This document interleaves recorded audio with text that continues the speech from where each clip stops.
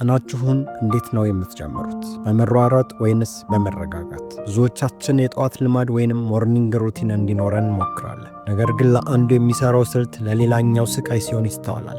ለምን ይሆን? ሚስጥሩ ያለው ምናልባትም ኮከባችን ላይ ሊሆን ይችላል። እንደ ኮከብ ቆጠራ ሕግ እያንዳንዱ ኮከብ የራሱ የሆነ የተለየ የኃይልና የደስታ ምንጭ አለው። ዛሬ በመጀመሪያዎቹ 3 የዞዲያክ ኮከቦች ማለትም በኤሪስ፣ በቶረስና በጄሚኒ ላይ ትኩረት በማድረግ ቀናቸውን በስኬትና በደስታ እንዲጀምሩ የሚረዳቸውን ከባህሪያቸው ጋር የሚዋሃድ የጠዋት ልማድ ወይንም ሞርኒንግ ሩቲን እናያለን። በመጀመሪያም ኤሪስ ወይም ከመጋቢት 12 እስከ ሚያዝያ 11 የተወለዱ ሰዎች። ኤሪስ የሆነ ሰው የጠዋት አላርሙን ወዲያው መዝጋትና ከአልጋው ተስፈንጥሮ መነሳትን ይመከራል። ኤሪስ የዞዲያኩ የመጀመሪያው ኮከብ በመሆኑ ቀኑን በድል መጀመር አለበት።